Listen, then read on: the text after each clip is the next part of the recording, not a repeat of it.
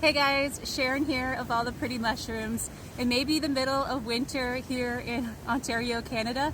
However, it's still worth getting out and taking a look in the woods because there are signs and things you can find even this time of year that will put you on the right track to find amazing wild edible mushrooms in the woods all year long. This old log might not look like much right now, but if we look closely, we can actually see remnants here of chicken of the woods that was freshly growing from this log in the fall. So obviously it is completely decayed, broken down, and it's almost just frozen, crumbly dust now. But if you were to stumble across this log in the winter, this would be a good spot to mark in your GPS and come back to throughout the spring, summer, and fall. And you might just catch it when it's fresh. Another way you can scout for mushrooms in the middle of the winter is to check for trees that grow in your area, because certain mushrooms like different habitats and have different relationships with different trees. Right here we have this oak tree, and even though there's no leaves on it right now, we can see it's definitely an oak because of all these acorn shells at the base of it, and also we've got all of these very clearly oak leaves as well.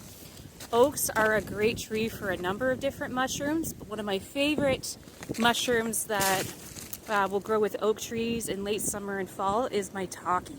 So this tree would be a good tree to check back again at that time of year, and maybe we'll look out and find a maitake.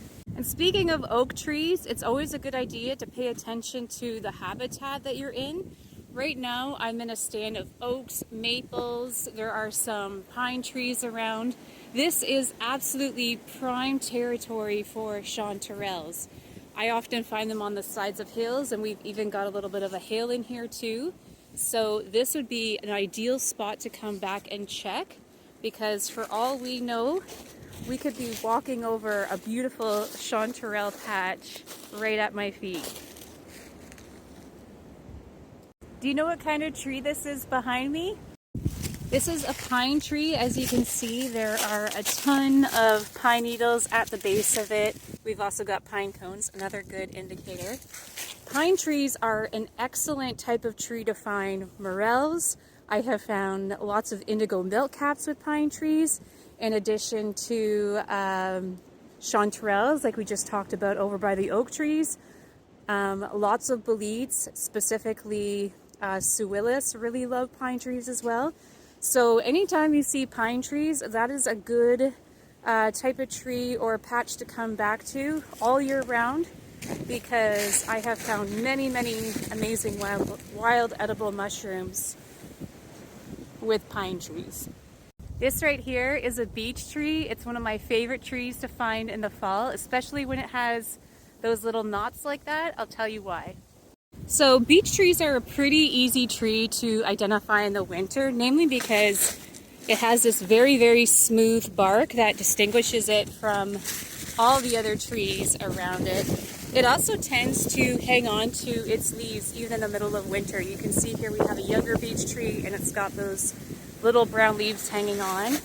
And I'll show you a leaf here. It's got that little pointed tip, and it's going to have all these little lines that run up from the stem diagonally.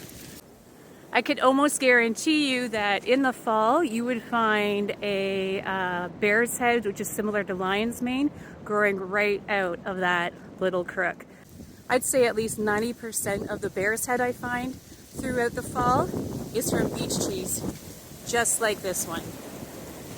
But regardless of what you find, time spent in the woods is never a waste of time, especially with everything that's going on in the world right now. I urge you to take some time for yourself, get out in nature, enjoy the peace and quiet.